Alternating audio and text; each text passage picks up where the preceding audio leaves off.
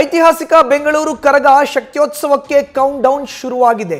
ಚೈತ್ರ ಪೌರ್ಣಮಿಯ ಬೆಳದಿಂಗಳ ಬೆಳಕಿನಲ್ಲಿಂದು ಕರಗ ಮಹೋತ್ಸವ ಸಂಭ್ರಮ ಮನೆ ಮಾಡಿದೆ. ಬೆಂಗಳೂರು ಕರಗ ಕಣ್ತುಂಬಿಕೊಳ್ಳೋಕೆ ಲಕ್ಷಾಂತರ ಮಂದಿ ಕಾತುರದಿಂದ ಕಾಯ್ತಾ ಇದ್ದಾರೆ.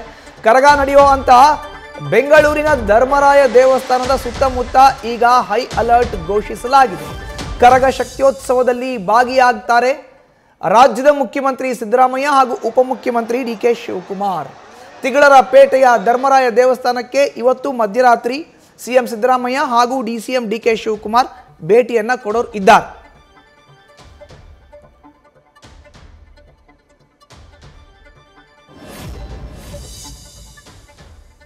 ಇಂದಿನ ಕರಗ ಕಾರ್ಯಕ್ರಮ ಮಧ್ಯಾಹ್ನ 12 ಗಂಟೆಗೆ ಮಹಾಮಂಗಳಾರತಿಯ ಮೂಲಕ ಆರಂಭ ಆಗೋದು ಇದೆ. ನಂತರ ಮೂಲ ಸ್ಥಾನ ಕಬ್ಬನ್ ಪಾರ್ಕ್ನಲ್ಲಿ ಕರ್ಪೂರ ಸೇವೆಯನ್ನ ನೆರವೇರಿಸಲಾಗುತ್ತೆ. ಅದಾದ ಬಳಿಕ ಬಳೆ ಶಾಸ್ತ್ರ ಹಾಗೂ ಹೋಮವನ್ನ ಮಾಡಲಾಗುತ್ತೆ. ಸಂಜೆ 6 ಗಂಟೆಯ ವೇಳೆಗೆ ಮುಗಿಯಲಿದೆ ಹೋಮ. ಹೋಮ ಮುಗಿದ ಬಳಿಕ ತಾಯಿಯ ಆಶೀರ್ವಾದ ಪಡೀತಾರೆ ಪೂಜಾರಿ ಜ್ಞಾನೇಂದ್ರ. ರಾತ್ರಿ ಧರ್ಮರಾಯ ದೇವಸ್ಥಾನಕ್ಕೆ ಜ್ಞಾನೇಂದ್ರ ವಾಪಸ್ ಆಗ್ತಾರೆ.